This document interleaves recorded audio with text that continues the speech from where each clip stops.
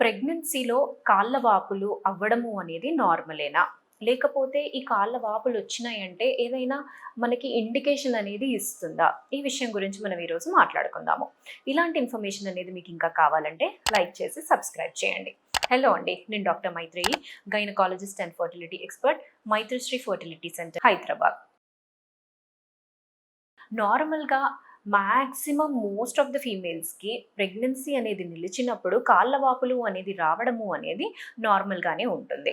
And ఎక్కువ మందికి ఎక్కువ శాతం కాళ్ళ వాపులు అనేది జనరల్‌గా సెకండ్ ట్రైమిస్టర్‌లో అనేది స్టార్ట్ అవుతుంది. సెకండ్ ట్రైమిస్టర్ అంటే మొదటి 3 నెలలు అయిపోయిన తర్వాత 4 నెల అనేది మొదలైనప్పుడు అప్పటి నుంచి కాళ్ళ వాపులు స్లైట్‌గా వచ్చే ఛాన్సెస్ అనేవి ఉంటాయన్నమాట.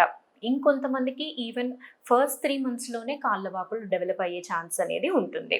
సో, ఈ కాళ్ళ వాపులు అనేది ఆల్మోస్ట్ చాలా మందికి నార్మల్‌గా కూడా వచ్చే అవకాశం అనేది ఉంటుంది. బట్ కొన్నిసార్లు అబ్నార్మాలిటీ అనేది కూడా ఉండొచ్చనమాట. అబ్నార్మల్‌గా మనము ఎలా గమనించుకోవాలి దాన్ని? అది నార్మలా? అబ్నార్మలా? అంటే దానికి కొన్ని ఇండికేషన్స్ అనేవి ఉంటాయి. ఇప్పుడు మీరు రెస్ట్ తీసుకున్న తర్వాత కూడా ఓవర్ నైట్ మీరు పడుకొని లేచిన తర్వాత కూడా కాళ్ళ వాపులనేవి తగ్గడం లేదు. అదొకటి. అండ్ మీ ఫేస్ అనేది కూడా వాపొచ్చేసింది. ఫేషియల్ పఫీనెస్ అనేది వచ్చింది. అంటే అలాంటి ఇండికేషన్. సో, అండ్ యూరిన్‌లో కూడా యూరిన్ టెస్ట్ అనేది చేసినప్పుడు డాక్టర్ దగ్గరికి వెళ్ళినప్పుడు ప్రోటీన్ ఎక్స్‌క్రీట్ అవుతుంది అంటే ఇలాంటి కేసెస్ అనేవి అబ్నార్మల్‌గా కన్సిడర్ చేస్తాము. అండ్ అబ్నార్మల్ కేసెస్ అనేవి ఉన్నప్పుడు ఎలాంటి కండిషన్స్ ఉంటే మనకి కాళ్ళ వాపులనేది ఎక్కువగా వస్తాయి అనేది నెక్స్ట్ క్వెషన్. ఫస్ట్ వచ్చేసి అనీమియా అనే కండిషన్. అంటే బ్లడ్ అనేది తక్కువగా ఉన్నప్పుడు కూడా కాళ్ళు ఎక్కువగా వాపులొచ్చే ఛాన్స్ అనేది ఉంటుంది. సెకండ్ వచ్చేసి మోస్ట్ ఇంపార్టెంట్ హైపర్‌టెన్షన్. బీపీ అనేది ఎక్కువైనప్పుడు, ప్రెగ్నెన్సీ ఉన్నప్పుడు బీపీ ఎప్పుడైతే ఎక్కువగా అవుతుందో అలాంటి కండిషన్‌ని జెస్టేషనల్ హైపర్‌టెన్షన్, ప్రీ ఎక్లాంప్షియా అన్నట్టుగా మనము అంటామనమాట. అలాంటి కేసెస్‌లో కూడా కాళ్ళ వాపులు ఎక్కువైతాయి. సో, దీన్ని ఎలా తెలుసుకోవాలి అంటే డాక్టర్ విజిట్‌కి వెళ్ళినప్పుడు బేసిక్ బ్లడ్ టెస్ట్‌లు అండ్ ఈ హైపర్‌టెన్షన్ గురించి బీపీ అనేది చెక్ చేసినప్పుడు మనకి తెలుస్తుంది.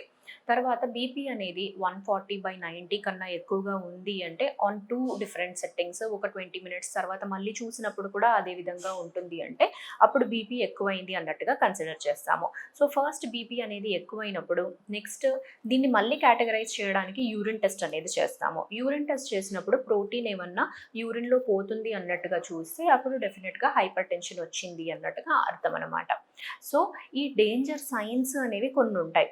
చాలా మందికి ఏమవుతుంది అంటే బీపీ అనేది వచ్చిందా లేదా అనేది తెలుసుకోవడానికి కూడా వాళ్ళు ప్రాపర్‌గా చెక్ అనేది చేపించుకోరు. అలాంటప్పుడు లోపల బేబీ అనేది ఎఫెక్ట్ అవుతుంది. కొన్నిసార్లు కొన్ని కేసెస్‌లో బీపీ చాలా ఎక్కువగా షూట్ అయిపోయింది అంటే మాయ కూడా ముందుగానే విడిపోయే ఛాన్సెస్ ఉంటాయి. దాన్ని ప్లాజెంటల్ అబ్రప్షన్ అంటామనమాట. అలా ముందుగానే విడిపోయింది అంటే తల్లికి, బిడ్డకి ఇద్దరికీ ప్రమాదమైన సిట్యుయేషన్ అది. అందుకు మీకు ప్రెగ్నెన్సీ అనేది ఉన్నప్పుడు ఇలాంటివి ఏమైనా మీకు కాళ్ళ వాపులు ఎక్కువగా వస్తున్నాయి అండ్ అవి ఓవర్ నైట్ ఉన్నా కానీ తగ్గడం లేదు అంటే అప్పుడు డెఫినెట్‌గా అది ఇమ్మీడియేట్‌గా వెళ్లి డాక్టర్‌కి చూపించుకోవాలి. అవి నార్మలే ఉన్నాయి. టెస్ట్‌లన్నీ నార్మల్‌గానే ఉన్నాయి. ఎటువంటి ప్రాబ్లమ్ లేదు. కాళ్ళ వాపులనేది జస్ట్ ఫిజియోలాజికల్. నార్మలే అంటే అప్పుడు టెన్షన్ పడాల్సిన అవసరం అనేది లేదు. బేసికల్‌గా నార్మల్‌గా కూడా అసలు ఎందుకు వాపులొస్తాయి? ఎందుకంటే ప్రెగ్నెన్సీ అనేది నిలిచినప్పుడు బ్లడ్ వాల్యూమ్ అనేది ఇంక్రీజ్ అవుతుంది. బ్లడ్ వాల్యూమ్ ఇంక్రీజ్ అయినప్పుడు ఏమవుతుంది అంటే ఇంకొకటి ఈ ప్రెగ్నెన్సీ అప్పుడు పొట్ట కూడా పెరుగుతుంది. యూట్రస్ అనేది ఎన్లార్జ్ అయినప్పుడు, యూట్రస్ పెరిగినప్పుడు గర్భసంచి అనేది లోపల ఉండే బ్లడ్ వెసల్స్ అనేవి కంప్రెస్ అవుతాయన్నమాట. అండ్ కింది నుంచి మనకి బ్లడ్ అంతా వెళ్ళి హార్ట్ వరకు వెళ్ళాలి. ఆ డ్రైనేజ్ అనేది ప్రాపర్‌గా అవ్వకుండా కాళ్ళల్లో నిలిచిపోతాయి. సో, ఆ కారణాల వల్ల నార్మల్‌గా అయినా కానీ ఇలా కాళ్ళ వాపులనేది చూసే అవకాశము అనేది ఉంటుంది. అండ్ మనం మాట్లాడుకున్నట్టుగా డేంజర్ సైన్స్ అంటే ఇప్పుడు ఫేషియల్ పఫీనెస్ రావడము, ఫేస్ అంతా వాపు రావడము, కళ్ళు అనేవి మసకలుగా కనిపించడము, కడుపు నొప్పి రావడము, ఇలాంటివి ఏవి జరిగినా కానీ ఇమ్మీడియేట్‌గా డాక్టర్ దగ్గర వెళ్ళి కన్సల్ట్ అవ్వాలి. అండ్ స్పాటింగ్ అన్నా, బ్లీడింగ్ అన్నా ఇలాంటివి ఏం జరిగినా కానీ మనము ఇమ్మీడియేట్‌గా కన్సల్ట్ అవ్వాలి. తర్వాతొచ్చేసి ఇలాంటి ప్రాబ్లమ్స్ ఏమి లేవు. నార్మల్‌గానే ఉంది అంటే హోమ్ రెమెడీస్ ఏముంటాయి కాళ్ళ వాపులనేది తగ్గించుకోవడానికి అనేది నెక్స్ట్ క్వశ్చన్, హోమ్ రెమెడీస్కి వచ్చేస్తే ఫస్ట్ వచ్చేసి ఉప్పు అనేది తక్కువగా వాడుకోవాలి. నార్మల్గా కూరలలో అయినా కానీ పెరుగులో అయినా కానీ మళ్ళీ యాడెడ్ సాల్ట్ అనేది వాడకూడదు. సెకండ్ వచ్చేసి మీరు పడుకునే అప్పుడు కాళ్ళు అనేవి కొంచెం ఎలివేట్ చేసుకొని పడుకోవాలి. ఎలివేట్ చేసుకొని పడుకుంటే అంటే కాళ్ళ కింద ఒక 2 పిల్లోస్ అలా వేసుకొని పడుకుంటే కాళ్ళు కొంచెం పైకి వస్తాయి. సో బ్లడ్ సప్లై అనేది ఈజీగా అవుతుందన్నమాట. తర్వాత వచ్చేసి పడుకునే పొజిషన్ అనేది లెఫ్ట్ సైడ్ పడుకోండి.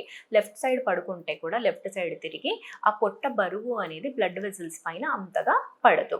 నెక్స్ట్ వచ్చేసి మీరు తీసుకునే ఆహారంలో పొటాషియం కంటెంట్ అనేవి ఎక్కువగా ఉన్నాయి తీసుకోవాలి. అంటే పొటాషియం కంటెంట్ ఉన్న ఫుడ్స్ అనేవి ఏముంటాయి అంటే బనానాస్ ఉంటాయి అండ్ పొటాటో.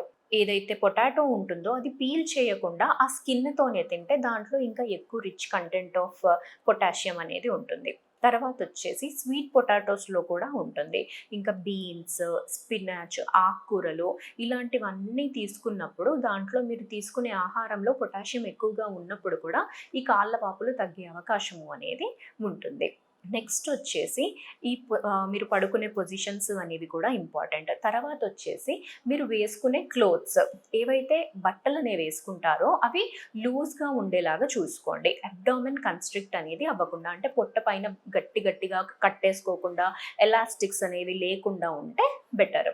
నెక్స్ట్ షూస్, మీరు వేసుకునే చెప్పులు అనేవి కూడా హై హీల్స్ అయినా వేసుకోవద్దు, కంప్లీట్ ఫ్లాట్ కూడా ఉండొద్దు. మినిమల్ ఒక కుషన్ అనేది ఉంటే దానికి సరిపోతుంది. అలాంటి ఫుట్వేర్ అనేది వేసుకోవాలి.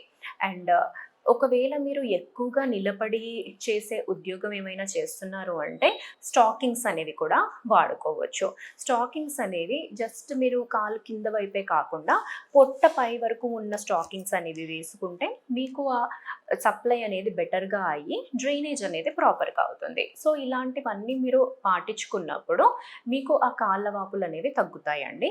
And at the same time కాళ్ళ వాపులు ఎట్ ఎనీ మూమెంట్ మీకు ఎక్సెసివ్గా అయిపోయింది, మొత్తము థైస్ పైకి వచ్చేసింది, పొట్ట పైన కూడా ఇలాంటి వాపు అనేది కనపడుతుంది అంటే గుర్తుపెట్టుకోవాల్సింది ఏంటి అంటే కంపల్సరీగా డాక్టర్ దగ్గరికి వెళ్ళి ఇమీడియట్గా కన్సల్ట్ అవ్వాలి. ఎందుకంటే ఏ చిన్న ఇండికేషన్ అయినా కానీ మన బాడీ మనకి ఇస్తుంది అంటే అది ఏదో ఒకటి జరుగుతుంది లోపల అని అర్థం చేసుకోవాలి. సో డాక్టర్ దగ్గరికి వెళ్ళి చూపించుకుంటే ఎటువంటి అబ్నార్మాలిటీ ఉన్నా కానీ బయటపడుతుంది. ప్రెగ్నెన్సీ ఉన్నప్పుడు జాగ్రత్తగా ఉండడం అనేది ఇంపార్టెంట్. ఎందుకంటే తల్లి ఎంతైతే ఇంపార్టెంట్ బిడ్డ కూడా అంతే ఇంపార్టెంట్. ఏ మూమెంట్లో అయినా కానీ మనం అజాగ్రత్తగా ఉండొద్దు. చూపించుకున్నప్పుడు ప్రాబ్లం ఏం లేదంటే మళ్ళీ మీరు నార్మల్గా అనేది చేసేసుకోవచ్చండి. సో ఈ విధంగా అనేది మీరు మానిటర్ చేసుకుంటే బెటర్ ప్రెగ్నెన్సీ అవుట్కమ్స్ అనేవి ఉంటాయండి. Thank you.